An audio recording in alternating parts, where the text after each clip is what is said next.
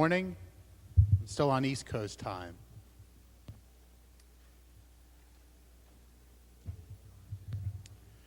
Today, we were going to really talk to the audience about hiring trends, market conditions, and the challenges facing information security professionals as they move through their career path, and a career path that's continually changing, continually evolving. And granted, we're going to want a lot of interaction from the floor. We're here to answer any of the questions that you guys might have, and feel free to raise your hands throughout the presentation. A brief introduction of who I am. My name's Lee Kushner. I run L.J. Kushner and Associates. We're an executive search firm. We do nothing but recruit in the field of information security and secure electronic commerce. We've been in business for over 4 years. Our customers include very large software companies, Fortune 500 firms, large consulting organizations, very small product companies, and a lot of managed security service providers. Most of the work that we do is throughout the United States. We do very little work internationally. And a lot of times these organizations come to us when they're starting to build information security organizations. They're starting to build product teams, when they're starting to build sales and marketing type organizations within the information security arena. And obviously on the Fortune side, when they're looking to go out and hire and build a chief security officer and a chief information security officer.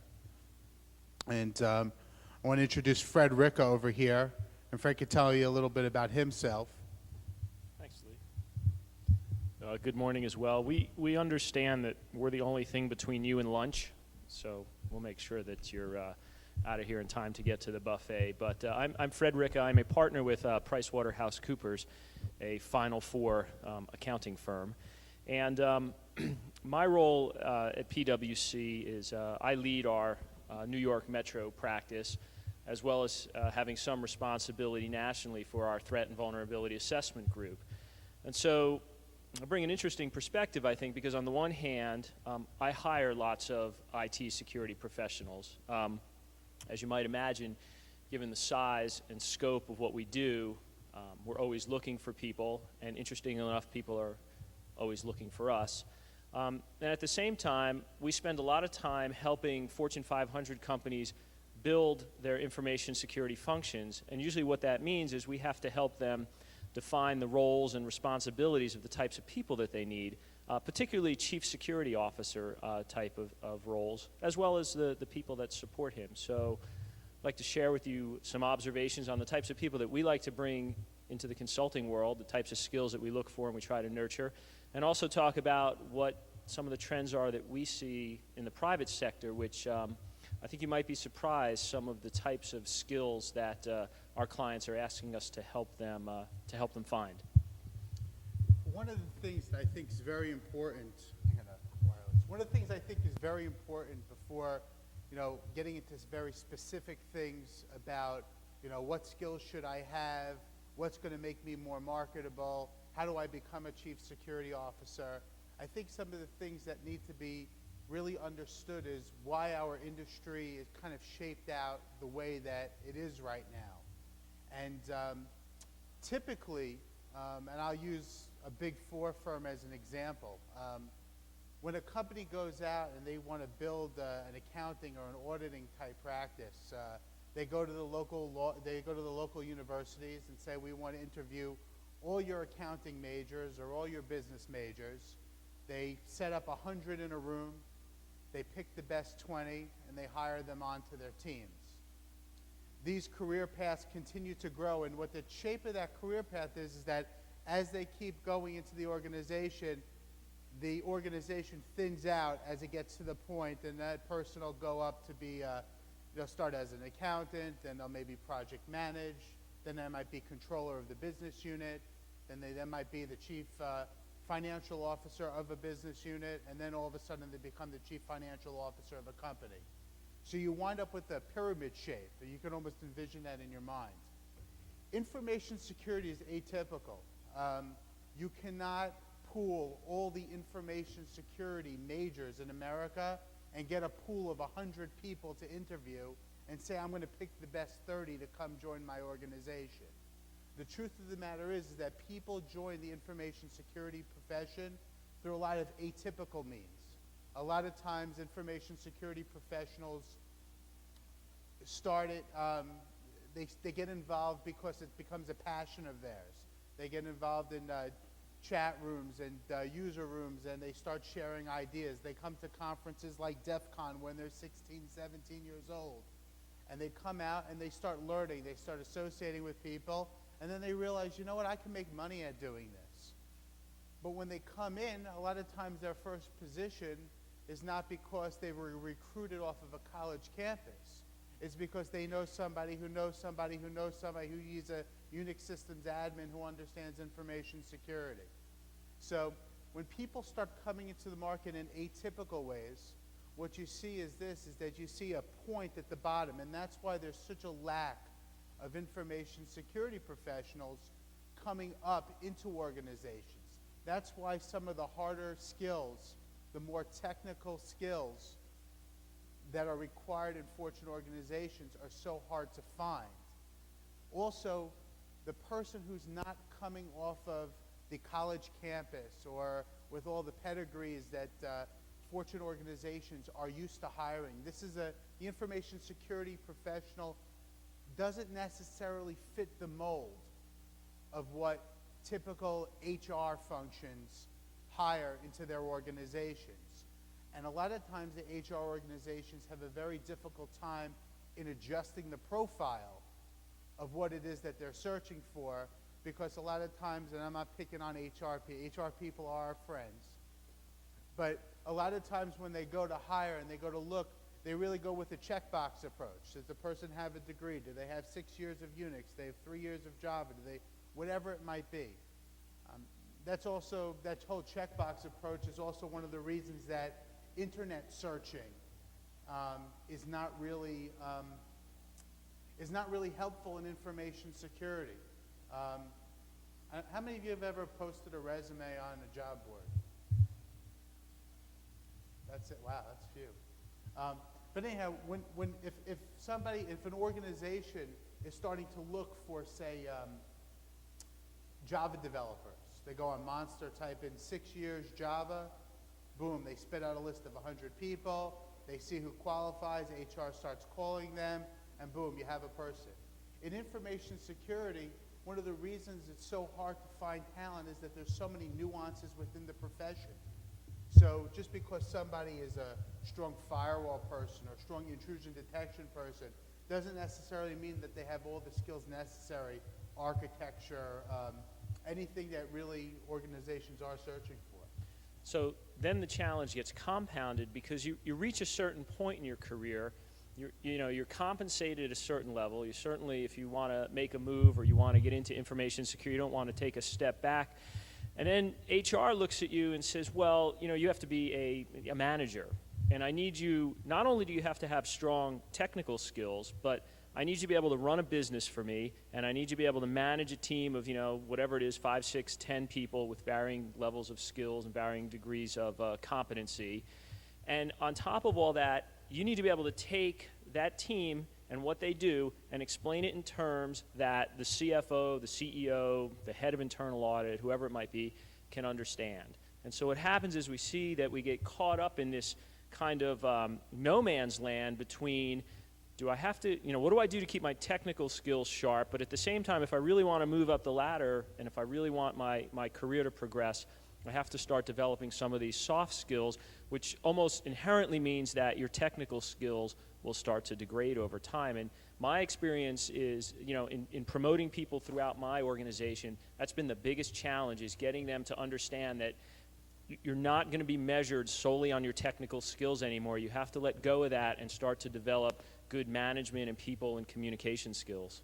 Well, that point that Fred touches on is great, because I actually like to call it career purgatory. And what happens is, as people move up, they're either technical wizards or they've managed and run departments. And they say, well, how do I make the next step in my career? Well, just because you're a technical wizard and you're the best and the brightest in that area doesn't necessarily mean that you have the management skills capable of, you could have more technical skills at 22, 23, 24 years old than everybody else around you. However, just because you're the best technical go-to person doesn't necessarily mean that you are qualified to go out and run a group or run a department. Yes, you could be technical lead on projects.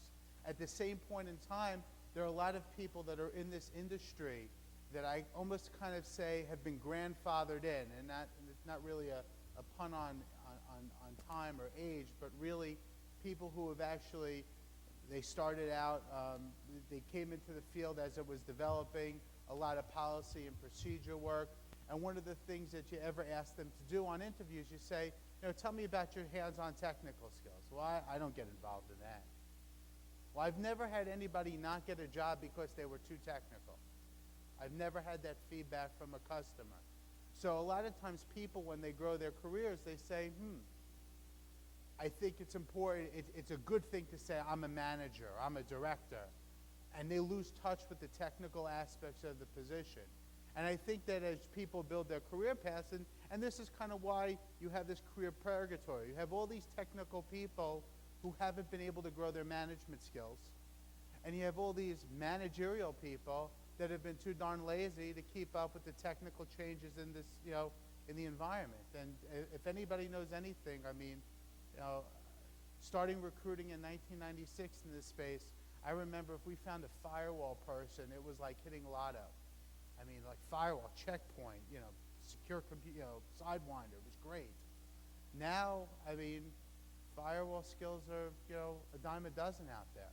So the industry continues to evolve, and people have to take their careers and continue to move up to that, into that ladder. Yeah. Has everyone here heard of legislation called Sarbanes-Oxley? Has everyone, right? And without getting into it too much, it's basically legislation that dictates that companies' management is going to take responsibility for the security and control over their processes, their business functions, and their technology. And that's a big deal, because ultimately it could end up meaning jail time for people who lie about the security and control that they have in place. So now what's happening is I'm getting clients coming to me and saying, I now need a chief security officer. I never really had one before. I had some guy in IT, and he seemed to know how to run the firewall and the IDS, and so he was my security officer.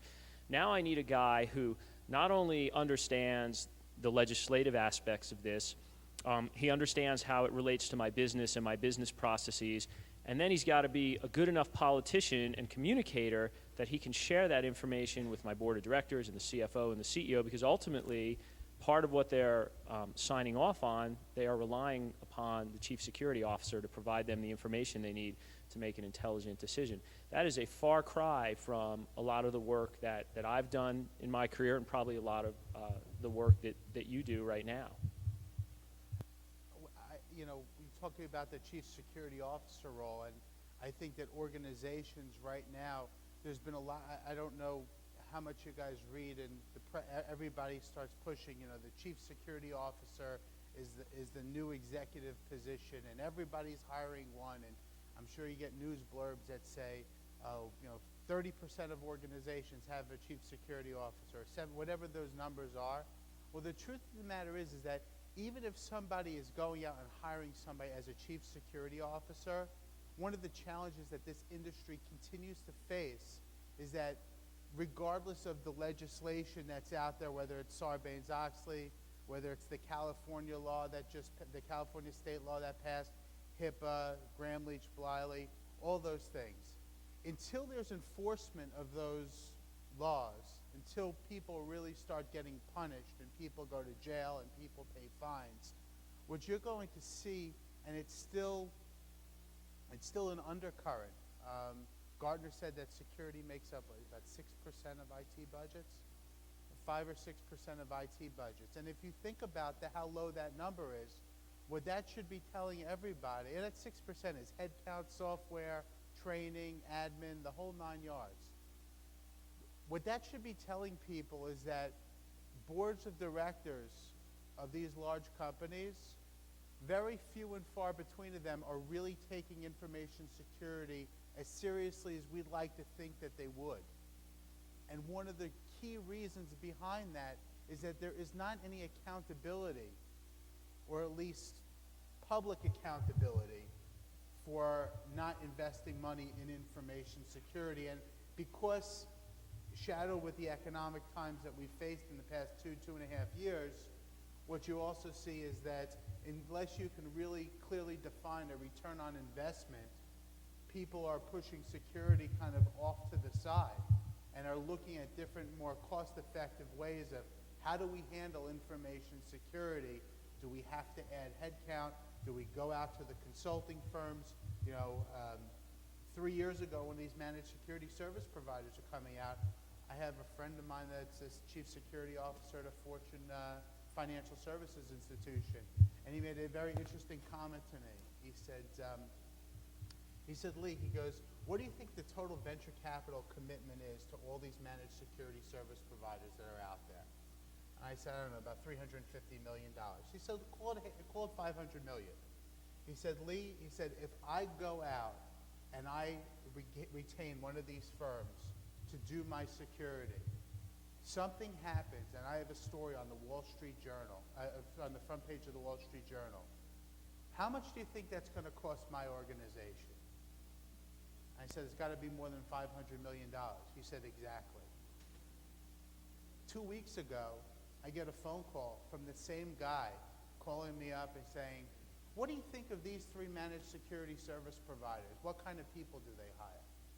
So here's somebody who's gone in 3 years completely 180 from there's no way I would think or consider this to our organization is on a complete outsourcing trend, especially from the grunt work and the log collecting and the log filing and everything like that, that we are interested in, we are evaluating managed security service providers. The other challenge, to add to Lee's point, is that we kind of talk our own language. We have cool things like firewalls and intrusion detection and port scanners and mappers and things like that, and we tend to be insular with our communication. And the problem is the board, the CFO, the CEO, they don't understand that language. What they know is the security guy wants more money for another widget, and I gave him money last year for a bunch of widgets, and he told me that would make us secure, and now he's coming back again this year, and he wants more widgets because we're not really as secure as we thought we were going to be. So they don't necessarily understand the language that we're talking. And so where I've seen organizations be very successful, and who, by the way, who struggles to get funding for security projects? I mean, right?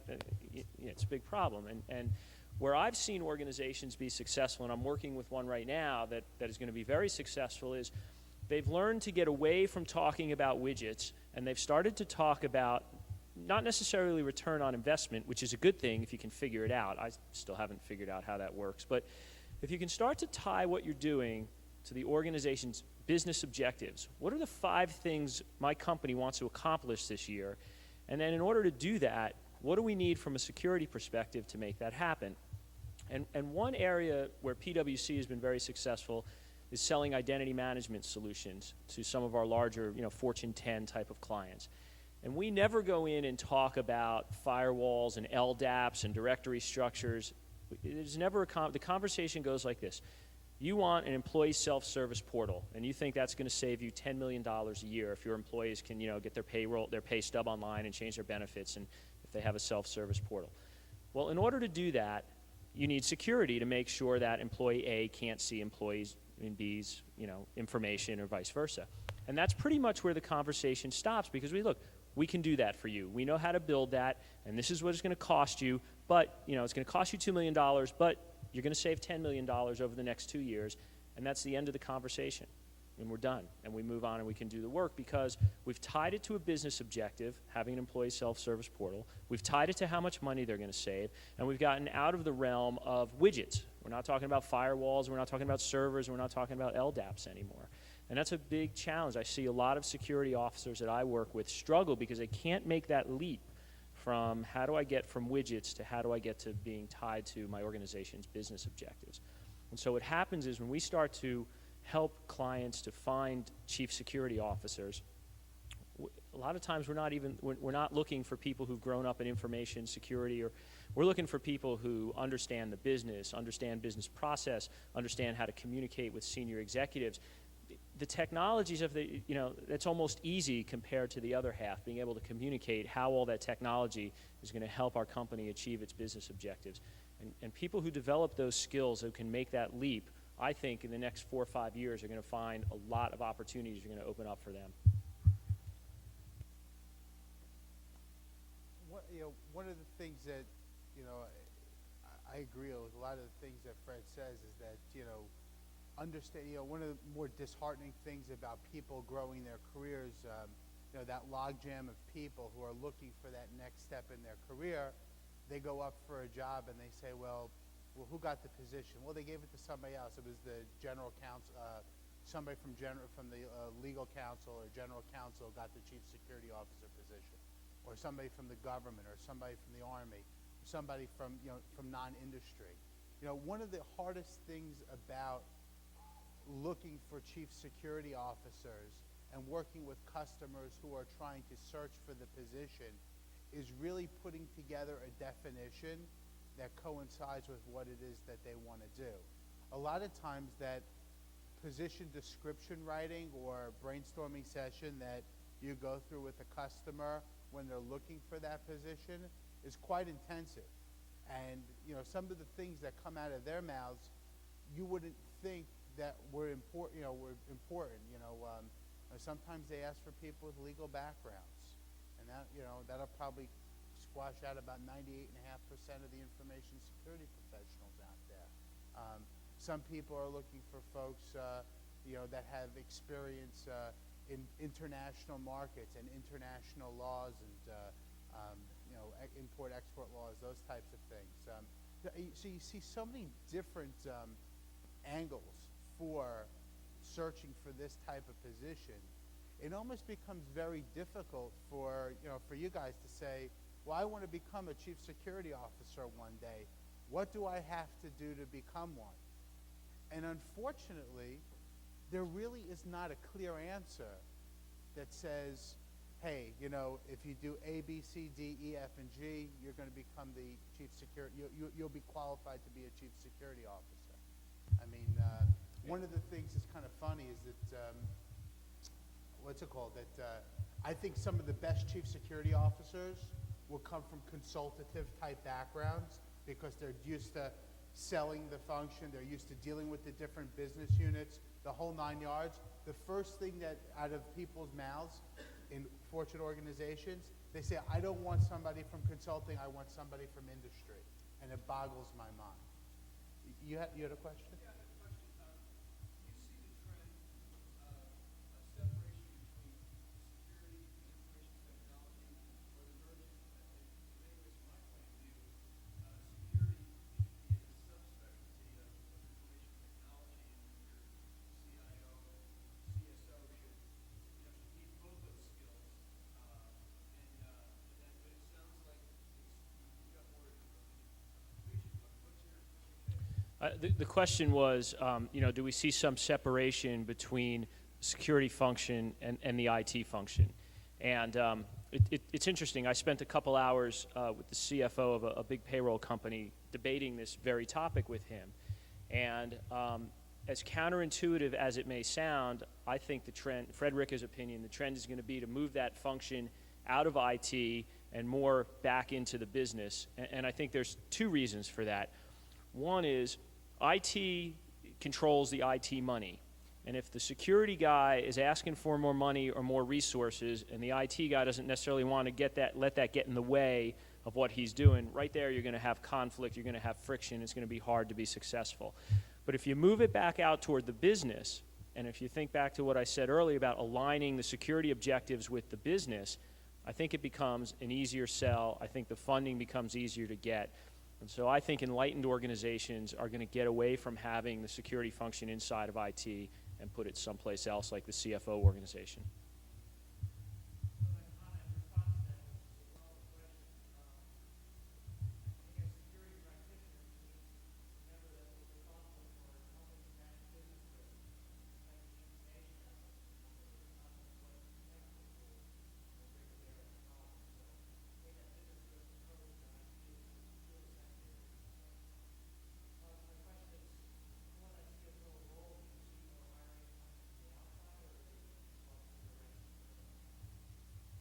question was for the CSO role, do we see more external hiring or more of, kind of bringing people from within the organization? I'll give you two schools of thoughts on that. If they're truly looking for a pure CSO or CISO, they probably are going to the outside, somebody who's run an information security group at a like organization. You're probably looking on the outside rather than the inside. Also, there have been a handful of successful, or I say successful, I don't live in their organization, so I really don't know how successful they are. But there's a handful of people who grab headlines, who are always in magazine articles, who are, as somebody says, industry names or luminaries. Those people always seem to kind of be the first ones called for positions because, the person on the other end of the coin says, hey, look, can you get me somebody like this? Or can you get me somebody, like, Joe Smith or Jane Doe or whatever. But when that position is being recruited and they're looking for somebody who's already ingrained in the business function to kind of spur the information security initiative, what they're probably looking more, as opposed to somebody who's moved up through the technical and managerial ranks, they're looking for somebody who's more of a organizational politician, somebody who can kind of pull people together and get people on the same page. So a lot of times, if they're looking for that type of a person, for that type of representation, that person is traditionally coming from the inside, just from not in the information security function.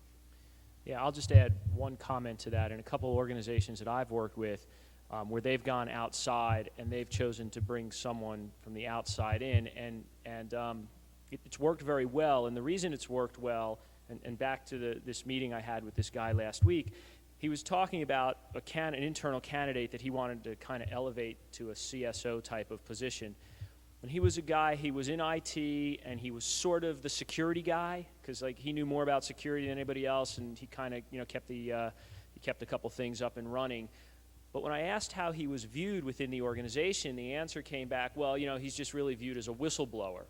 And I said, well, right there, he's going to have a problem. You're going to elevate him to the CSO level, a job where he really needs to communicate and build consensus and sell security to the organization, and yet he's viewed as a whistleblower within the organization. So he's got a little baggage with him that might be hard to overcome, and so you might be better suited to kind of bring in a fresh perspective from the outside. But the short answer is I think the trend is bring people in from the outside. That's what I'm seeing in a lot of my clients. To comment back on what Fred said, the whistleblower, one of the reasons that information security has always gotten such a bad rap is that, and it's changed, I think it's changed a lot over the past 2-3 years, but a lot of people said, wait, you can't do this, it's not secure. But wait, we have to do it, we're in business. Well, you can't do it. So a lot of these people in information security, as they, people previous in the profession, had this reputation as whistleblowers, as disablers, as opposed to enablers. And I think that that's one thing that everybody has to look themselves, in their job, is that, understanding the core function of your business. And I think that one school of thought, when you look at your own career and you look at what's affecting you, you have to think about how important is information security to my organization, and whether that's spurred on by legislation, whether it's spurred on by the type of business that you're in, whether it's just spurred on by the, just the climate, the business climate that you're in at the point. But the truth is this, is that the closer that you can align information security and your position to the core business of the company, and the more times you can be recognized for enabling business, you're going to see opportunities for yourselves open up internally in your organization. You're going to see, instead of the person looking at somebody saying, oh yeah, there's Joe, he's the whistleblower. There's Joe, wow, he really helped me solve our problem and, and made it so we can do business, and we made more money and we had more uptime and life is good, and let's have a parade for Joe. I mean, that becomes, those things are the things that you aspire to. And those are things that you couldn't even really put, you can put them on a resume, but the people who are really going to appreciate those things are the ones that are going to be the internal people. the internal people, your internal executives, your internal business leaders.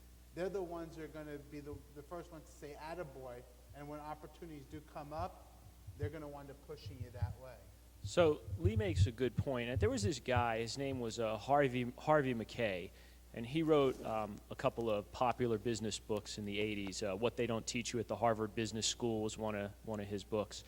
And, well, a lot of it was kind of fluff. He did make a very good point, and he said, look, if you really want to rise to the highest levels of the organization you work in, you have to be aligned with what that company's core competency, core business is. So, you work at Nabisco. You want to rise to the top of Nabisco, you got to be in marketing. They're a marketing company. Very few companies have information security as their core business. So if you can't be in the core business, you got to be really tightly aligned with the core business. And someday you may not want to be in information security. You know, there are certainly other things you may want to do. And if you don't have that alignment with the core business, I've seen lots of people struggle to try to get out of that information security function and into something more aligned with what the business does. Well, yeah, and one thing, you know, to expand on, I think that's an excellent point. One of the things that you should look at as in your day-to-day work, look, I know everybody works 50, 60 hours a week, I'm sure, if not more. I don't. I'm sure that everybody works so much, but what you need to do in your environment is you need to find time to try to get involved with business units, or I don't know if it's, you know, I wouldn't call it making friends, but trying to get involved in projects that are a little bit outside your realm so you can be exposed to more people in your organization that will help you, whether you want your career path to go right up that information security silo or into other areas of the organization. I mean, one of the great things that we have going for us today as information security professionals and in this industry, one of the great things we have going is that the skills that we've required, you know, information security cuts across all areas of technology. And technology is ingrained in every business function. So the fact that you have that knowledge, that makes you a little bit special. I think the other thing that makes this a particularly good time to be in information security is that risk and control is in. Organizations are very focused on managing their risk, understanding their control environments, and we understand that. We understand risk, we understand control, and yeah, it's in right now. The chief executives are very focused on that. I say, go right ahead, the front row.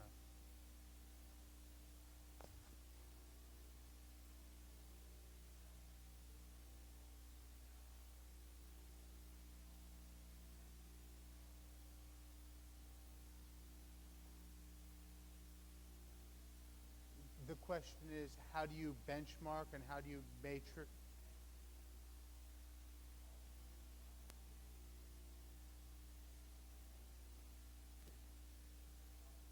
So basically what you're saying is, how do you really determine your return on your investment to show you? If I had that answer, I wouldn't be standing here.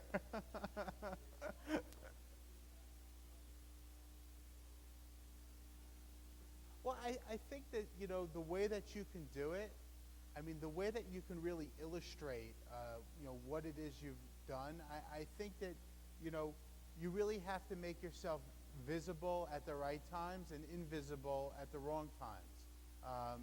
And when I say invisible at the wrong times, I'm meaning that, hey, there was a big virus attack and we didn't have any downtime. That's what I call being invisible.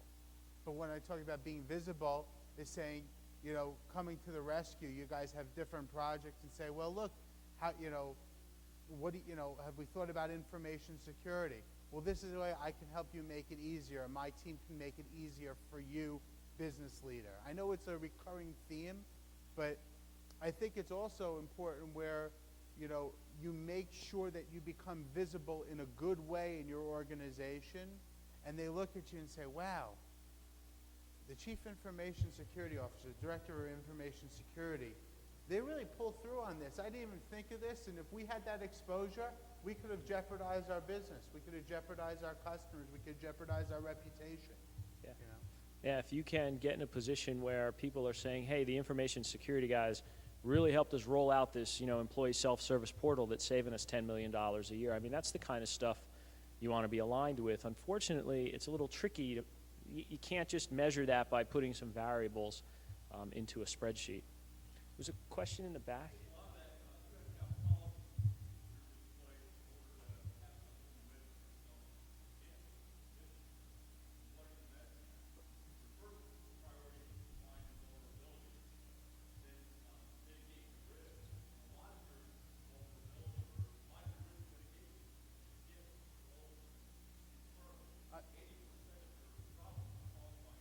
Probably more, but let's say this is that, one of the things that we kind of in this profession, we trap ourselves.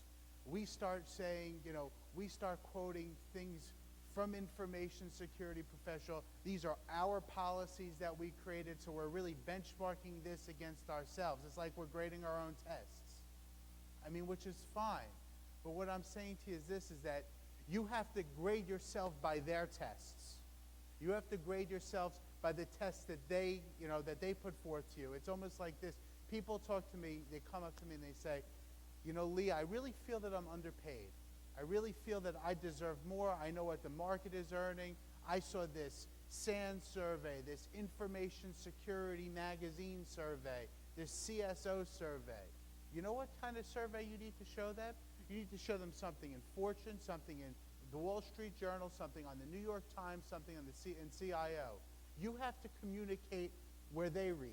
You have to communicate what your management says, what is important to me as a manager, and you need to start speaking their language. That's how you start matrixing yourself. That's how you start measuring yourself, because they will do the measuring for you. And your point is well taken, and I think it's right on. I think the trick, though, is the ability to go out to the business and say, listen, here's a risk curve. Here's how much it costs. Here's what we have to spend to mitigate this risk as we go along the curve. And, here's the downside and the upside to spending this money. What do you, Mr. Business Owner, want to do? Where do you want to be? How much money do you want to spend? And then I'll help you do that in the most efficient way, as opposed to more of a dictatorial approach that says, here's our policy, and if you don't comply with it, I'm going to ding you, or you're going to fail an audit, or something like that. It's much more of as Lee said, grading ourselves by the business's standards as opposed to our own standards.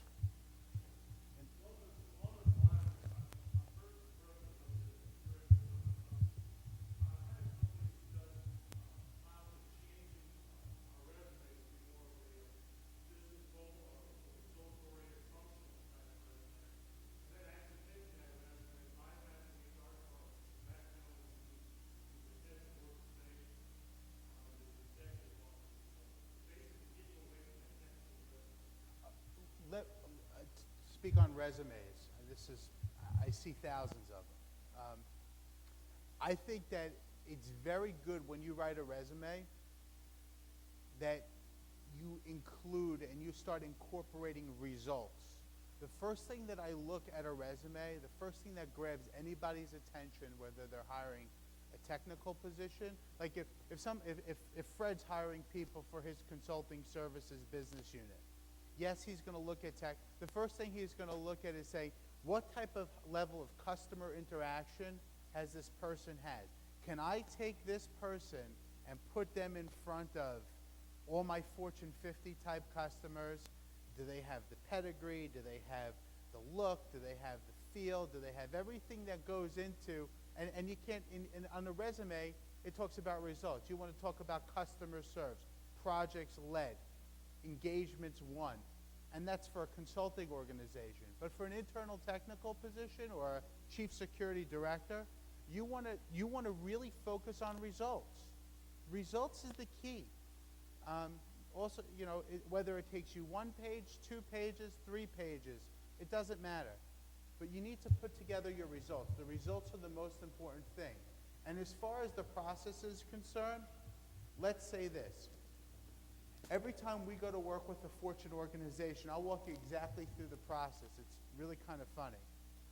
I'll probably have a relationship with the chief security officer or somebody in their IT department, and they'll call me up and say, Lee, we really need this. We want to use you. We heard you guys are good. Da-da-da-da-da.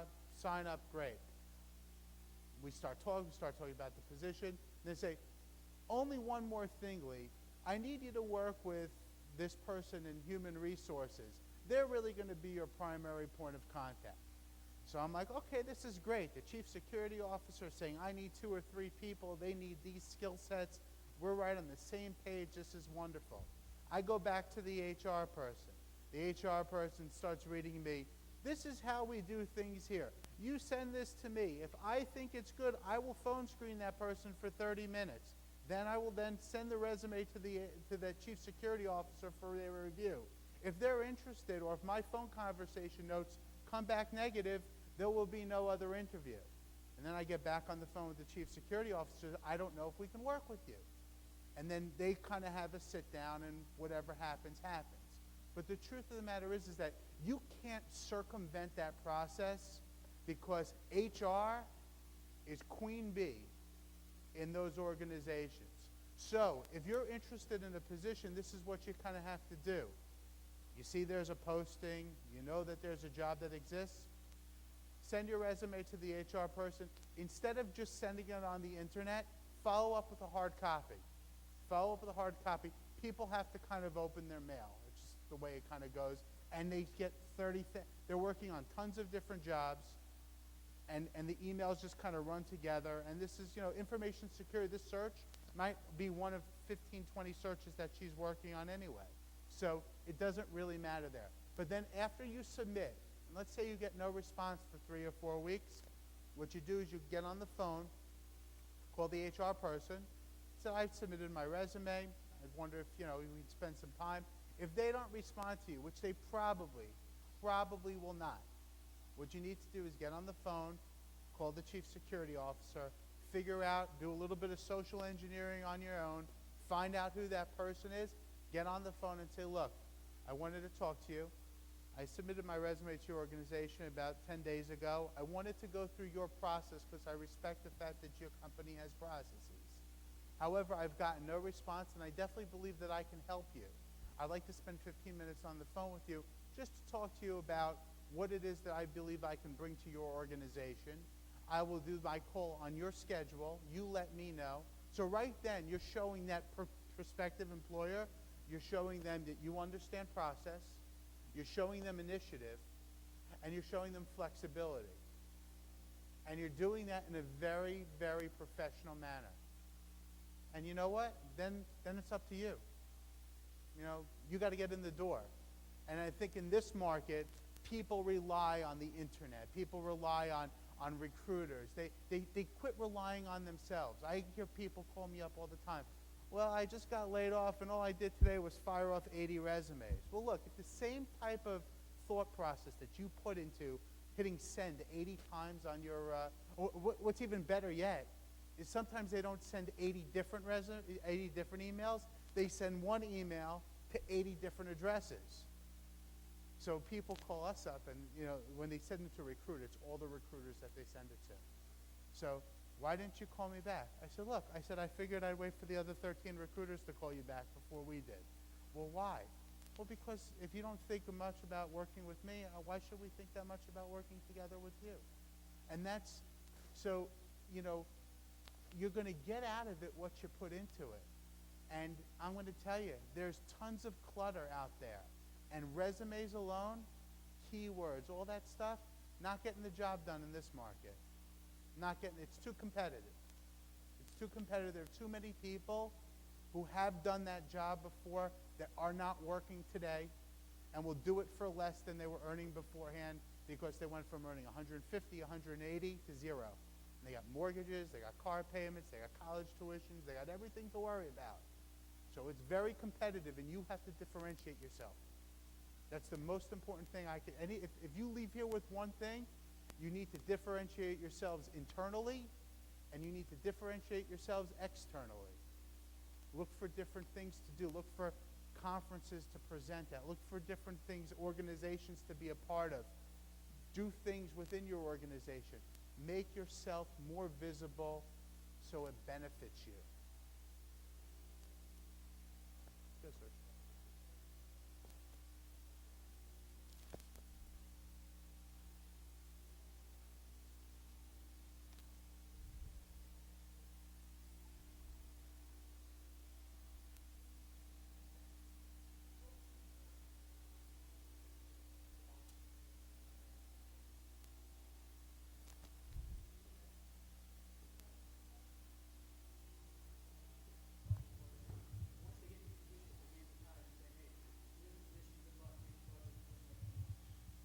Yeah, I mean, to me, that's almost like a chicken and an egg situation, because what I've found, the organizations that I've been working with have said, man, we spent $10 million on security last year, and that stupid thing called SQL Slammer still hit us. Something's not working.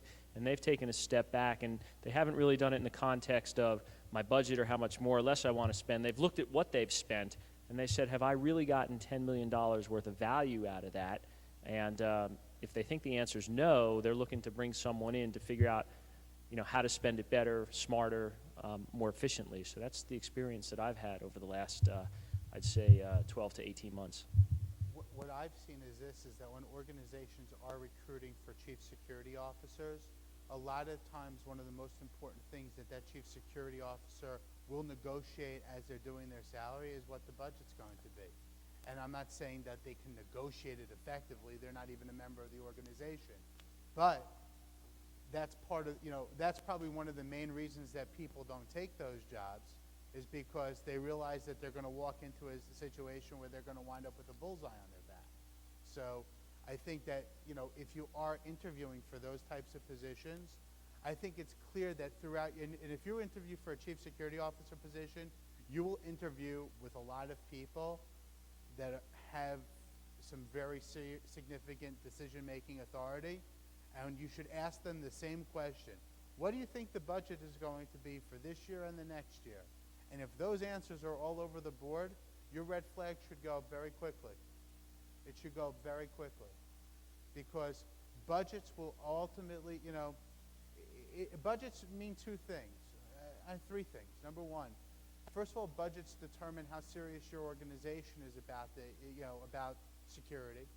It'll also determine what your long-term career path will be after you become and succeed as the chief security officer. And I think the third thing, and this is probably more dealing with quality of life, is that the lower the budget, the less people you have to help you. Externally, internally, and that means the more burden's going to be on your head, the more weekends you're going to work, the more times you're not going to get home till 8:30, 9:30 at night. I mean, that comes along with $200,000 salaries, and you have to accept that. But if you have no budget, it's going to be worse. I guarantee that. I guarantee it.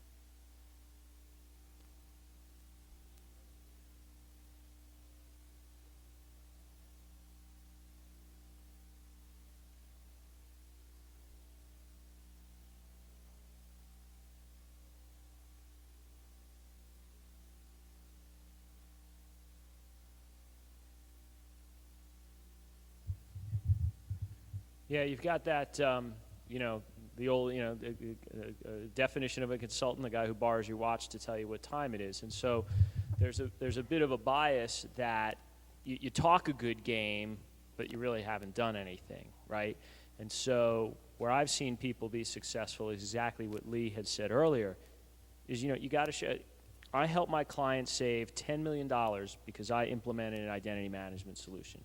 Or I help my client, avoid SQL Slammer because, we set up, an intrusion. I mean, you have to show that you got your hands dirty, that you got inside an organization, and that you actually did something that added some value, as opposed to the misconception that you showed up, they told you everything that was wrong, you put it on, bond paper and handed it back to them. I think that's the key is, the facts are the facts, and you really have to highlight that when you talk to people. And you're absolutely right. There's a bias right out of the gate, and you have to fight hard to overcome that. One of to expand, the one reason I always ask, well, why won't you consider a consultant? Well, they've never taken ownership of a situation. They come, they fix the problem, then they leave. I need somebody who's ingrained in my organization. So what you need to show, instead of giving a list of, what you might want to do on your resume, after you put together your major accomplishments, you might want to include a second document, maybe one page, maybe two, consulting projects that I've worked for while I was at PricewaterhouseCoopers. And then you can say, for a large financial services customer, for over a 4-month period, I do-do-do, do-do-do, do-do-do-do-do. Then they ask me to come back 6 months later to help them with something else. If you can show repeat work as a with the same client, that's actually very good.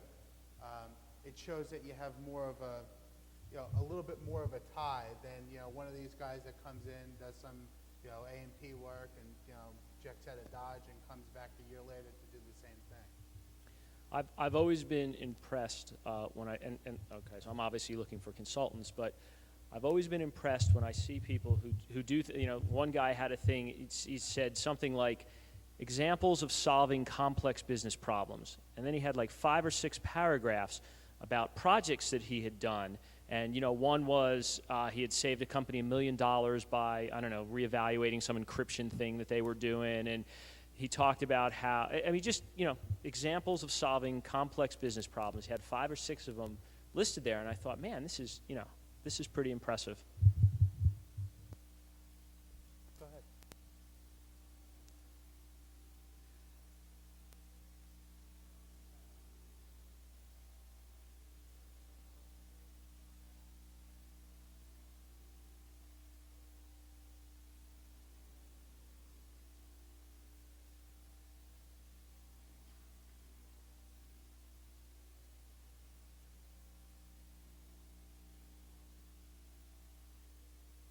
Let me ask this question before I answer that.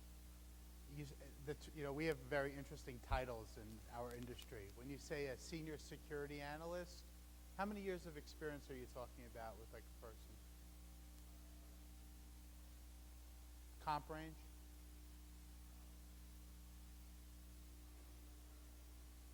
Where do you live? I'll give you a comp range.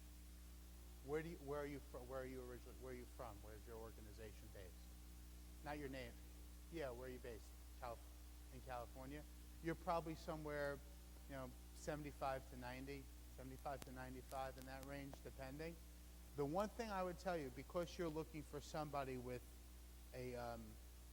because you're looking for somebody who can kind of handle both functions, what you might want to do, I tell you what you might want to do is that do you think that will this be the only person in your organization? It'll be you and that person, or do you have a broader organization? Okay, then you know what you want to do is that you want to find somebody who might be a little bit junior in both of those areas, but has a combination. Maybe somebody who's worked as like a senior consultant at a big X firm. Fred, you know anybody? No. Maybe a senior consultant at a big X firm. Maybe somebody who's worked at one of these startup, pre-IPO information security consulting type companies, because they've had some customer experience, they've had some technical experience, and it might not be that 5 or 6 years that you're searching for, but you can probably tell them different things about your organization as opposed to what they're doing. They probably won't have to travel 80-90% of the time. You get to go to conferences like the Black Hat briefings, which is a good thing. It'll just be the two of you in the department. So, look, if good things happen for you, this person's going to become the head guy over there. So you have so many different things that you can tell this person that if you get somebody who's really passionate, everybody talks about resume, everybody talks about skills and all those things. One thing that we forget to look at when we're hiring people is kind of what their makeup is, why they're doing the job that they're doing. Are they passionate about it? Do they take their work home with them? Is it an avocation to them as well as a vocation? And that doesn't have to be a requirement, but if you can find somebody who might not have the right skill sets, but you can really present them with an opportunity, and I'm sure you have some strengths where you can mentor that person, whether it's technically, whether it's dealing with the business people, I think that you'll be pleasantly surprised. You'll probably wind up paying less. The person will probably appreciate the opportunity more and take ownership. But when you only can hire one person, you better be sure it's right. Better be sure that person's right, because the person comes on and then goes away, you might not get a second shot to hire another person. The only thing I would add to that, because we struggle with that a lot in our organization too, is that my experience has been it is usually easier to teach people technical skills than it is to teach them soft skills. And so if you can find someone who already has the good writing, communication, the presence, I think you got a better shot of molding that person into the balance of technical and soft skills that you want. I think it's hard to teach people those skills if they don't have them already. Fun here?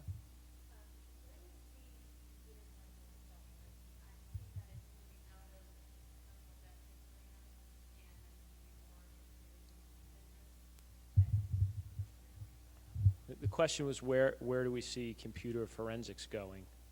I think it's a hot space. I think that, when you're starting to deal with things, when you start seeing more legislation, you start seeing more trust issues come up, and you start seeing the board of directors get more involved in companies and, what's happening in our control of our organization. I believe that forensics is definitely going to be a completely emerging space. I think that it's done in, big companies now or in specific instances, but I wouldn't be surprised if you started seeing, people selling computer forensic services almost as they sell legal services almost on retainer. I think that's a natural bridge between those two. Most of my clients are getting very serious about that from two perspectives. One, they're really aggravated when they have an attack or a hack or somebody breaks in, and they're really being very much more aggressive about trying to track it down and prosecute. And then to Lee's point, because of some of the legislation we have to deal with, you really need to be in a position to go back and recover things like emails and Word documents and other things. So I would tend to agree with Lee. I've seen it, my clients, they're getting very serious about it.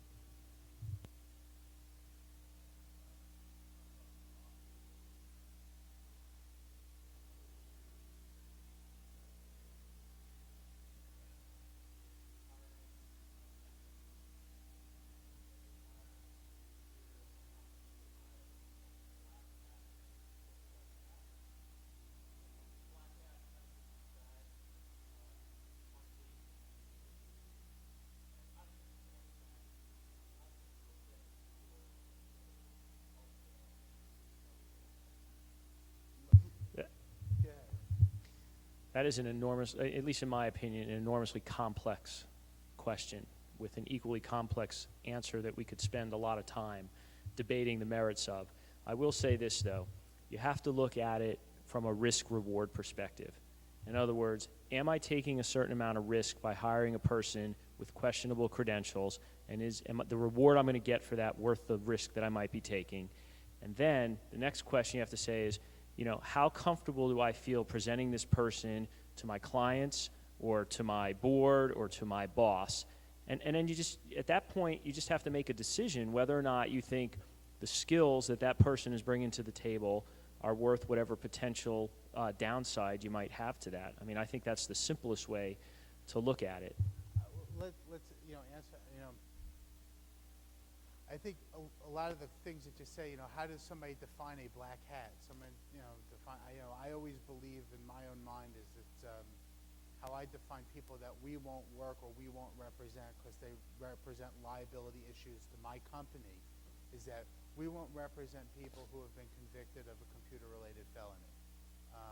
That's how I define it. Now, in my own thought process is I always believe that you could have been 16, 17, 18 years old and done something wrong. We've all done things that are foolish at that age. I always believe that if someone gives back to the community or to the information security twice what the damage that they caused, that to me, in my own mind, that they've kind of expunged themselves and, they've become a little bit, ethically speaking, people change, people evolve. If you do, when Fred says risk-reward, the ultimate risk for you in hiring somebody of questionable background is your job. So, when you're doing that, or if you own a company, or if you're if you're a software or a services company, how much is your reputation worth? I think the other side of that is, if you're the 16, 17-year-old hacker, for instance, you may not realize it at the time, but you're making certain decisions that may further down the road preclude other decisions. And so that's not necessarily a bad thing, but you have to understand that certain actions that you take may prevent you from doing other things that you want to do later on in your career. So yeah, it does get a little bit complex, but I think you have to look at what kind of risk am I taking and what's the payback that I'm going to get for that risk, and then make an intelligent decision. Someone once asked me, this was a couple of years ago, they said, would you ever hire Kevin Mitnick to work for your company? And I said, no. And I said, but the reason I said no might surprise you. And they said, well, because he's been convicted and he went to jail. I said, no, it's not at all. Guy hasn't touched a computer in 5 years. I don't think he's got any good hacking skills that I can use anymore. And I think they were very surprised by the fact that, he had been convicted and been in jail, had very little to do with my thoughts on whether or not he would be appropriate for my organization. You just have to look at what you're getting and whether or not you're taking on any risk by doing that.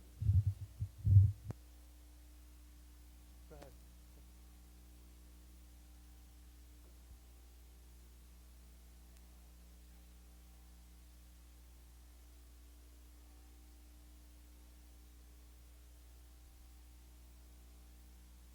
Toughest search out there.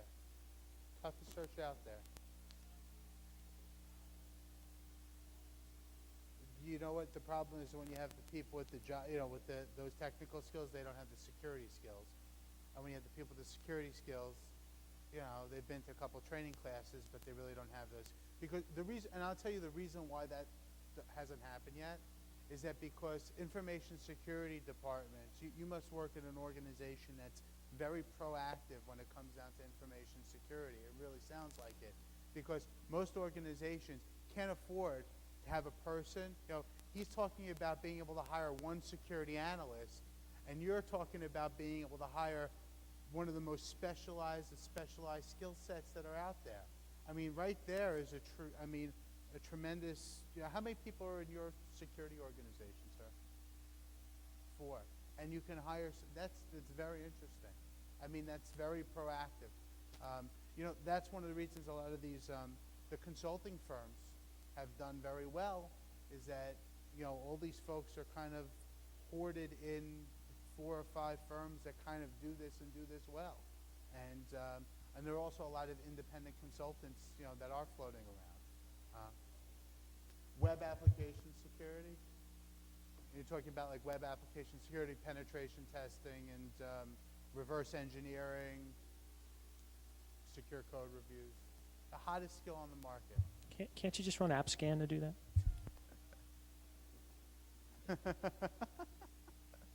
We do get that a lot there. But, yeah, I mean, I'm not going to give you my own infomercial, but but the truth is that you're 100% right. It is a nationwide search. You need to be very open when it comes down to compensation. You need to actually, look, a lot of people that have this skill, you talk about black hat, and into that understanding, yeah, I mean, that's a big deal too. You have to understand if that person's going to wind up fitting. A lot of times some of these guys, some of these folks that do this are not long-term players too. They come in, get bored, they want to do something else. So very, very rare skill set right now. I interviewed a guy for a similar thing, a web application, and I asked him, I said, how'd you get your skills? Where'd you learn? And he said, I started by trying to hack porn sites. And I said, oh man, I said, I just don't know if you're going to fit in our organization. It's hard to find. Yeah, it's hard to find. Other questions? Any other questions? Yeah.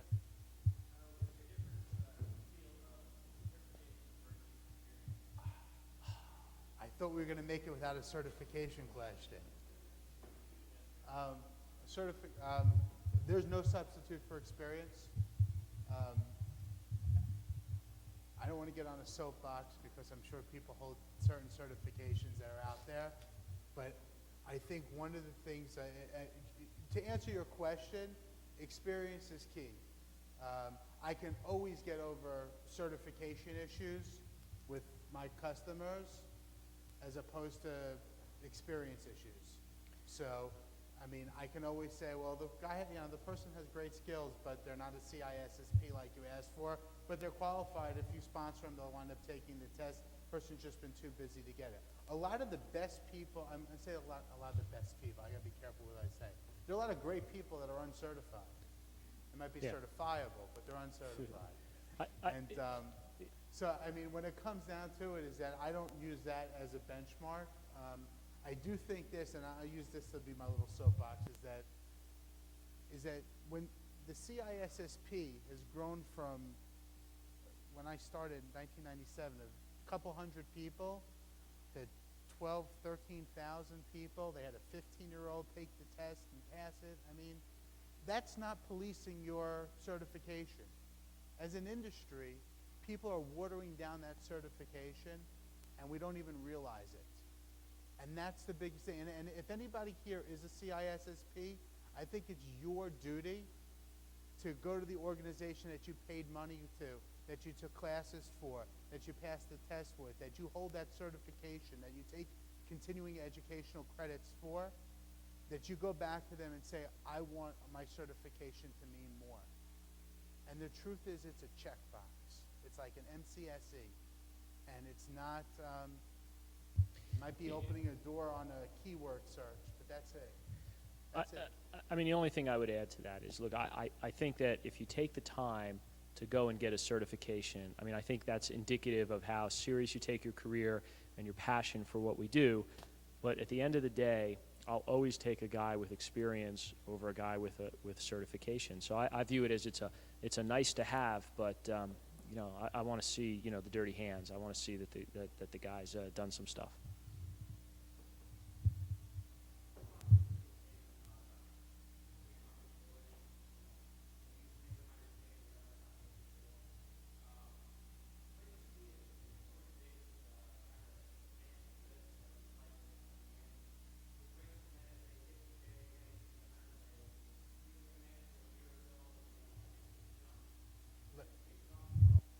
I mean, let me say this, is that, you know what, if you have a star that's underpaid and you lose them, it's your fault. You know, regardless of what, you know, people always, you know, what was the person earning before, you know, look, blanket statement, your next job will always be predicated on your past earnings. It's just the way it is. But the truth is that, you know, if you take somebody and you bring them into your organization, it's almost kind of like HR revenge and IT's revenge on all the people, all the 22-year-olds that held them up for $110,000 with Java development skills in 1996 to 1997 and tons of stock options. We're going to get the IT people back. That's the mentality.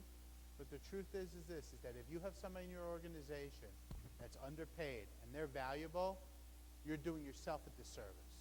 So, you know, that's kind of your own risk. If you're cheap and you know you're being cheap, you got a problem. You got a problem. Go ahead.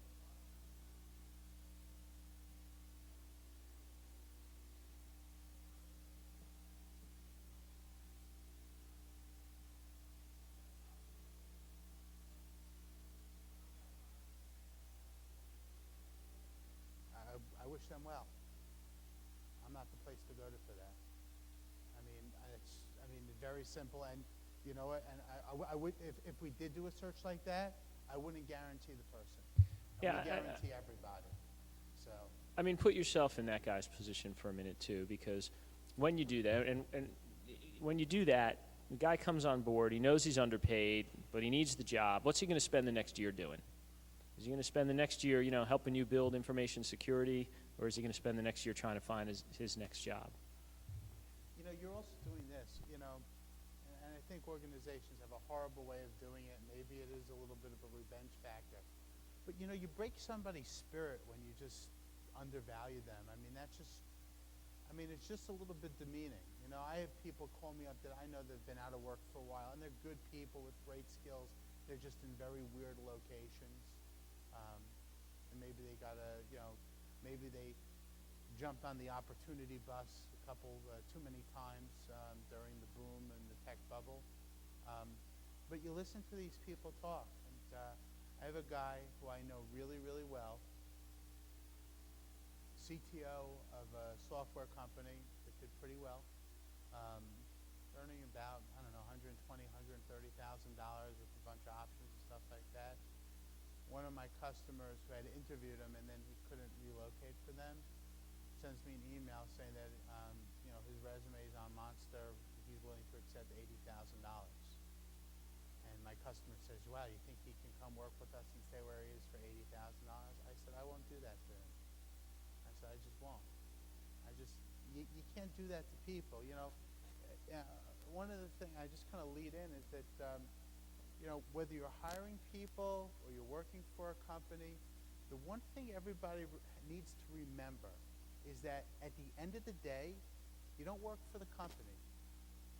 You work for the person that you interact with.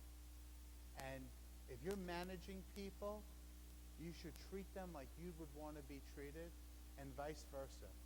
Because you never know when one day you're going to be in that bad situation and you're going to need a favor, and that person's going to be on the other side of the desk. You meet the same people on the way up as you do on the way down. And you just can't forget that. So I think that you really have to understand is that at the end of the day, in employment situations, it's people. That's it. Organizations will come and go. The people stay constant.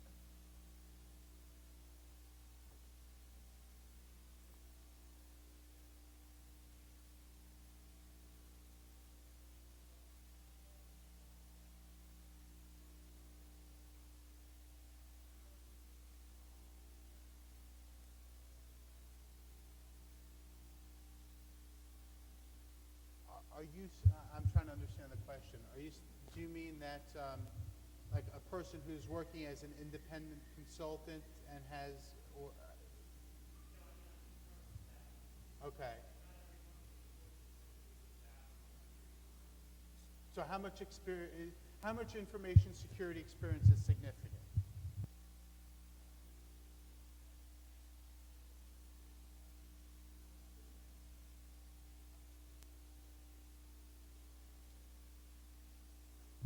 I think it depends a lot on the organization, though. I've got some clients where one guy half time is sufficient, and I've got other clients where they could probably use 3 people full time just to oversee the thing. So I'm not sure if I'm answering your question, but I think it's a function of the size and complexity and risk tolerance of the organization. I just think that if you're asking from a personal perspective, also for you, in other words, how much security work do I need? Maybe what I should do to make sure that I still have that security quota filled. Is that part of your question, or am I misreading it? Oh, okay.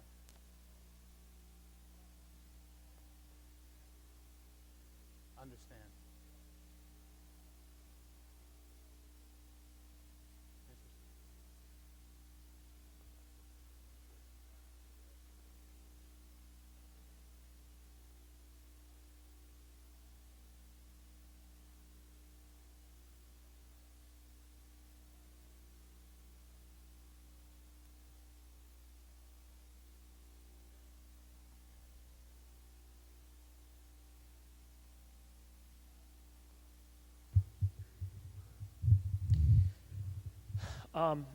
Yeah, I mean, when we talk about moving the security function out of IT, the short answer is it really depends on the organization. I hate to fall back to that.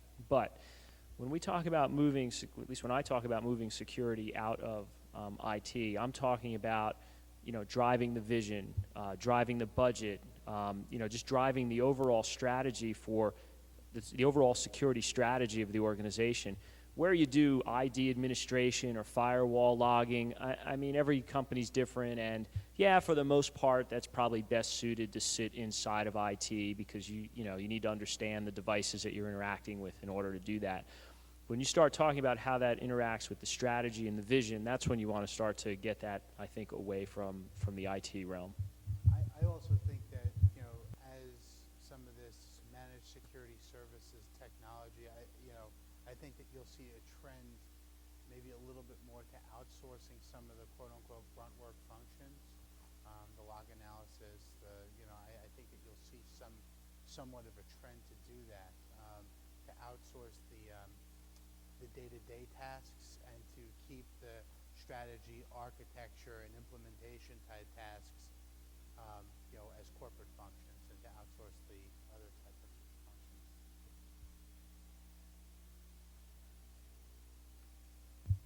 Go right ahead.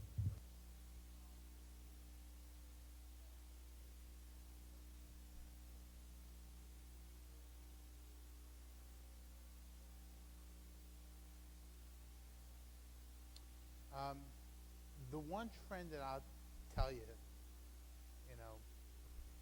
like I said, web application security is a hot trend. But I mean, the one thing that I tell you is that they all have some sort of an in-depth technical background. They've all have worked in some sort of customer service or consultative type background where their nature is flexible. They have very broad experiences, and they're traditionally not what I would consider, complete generalists. They normally have one pocket of strength, whether it's architecture, whether it's implementation, whether it's Unix, whether it's Microsoft security, whatever it might be. And I think, the last thing is that they enjoy what they do. I had one customer that said to me, he says, you know what? Find me another guy who has a lab in their home. Cool. I always know when I'm talking to somebody and say, I got 3 Unix machines and NT server, I'm like, cha-ching, that's, we have somebody who knows what they're doing. I mean, and look, that doesn't mean everybody has to go out and build a security lab in their house. I mean, but you just want to see kind of where their source of inspiration comes from and why they like doing what they're doing. So, but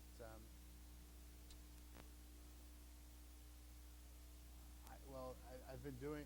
I got an organization of 6 people, doing this for 7 years. I mean, got to, just all over.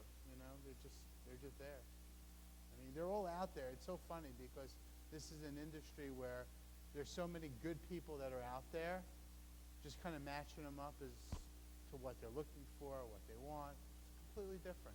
It's a very interesting process. Very interesting. A lot of factors have to go in to make something fit right, and very few factors have to go into destroying it. So.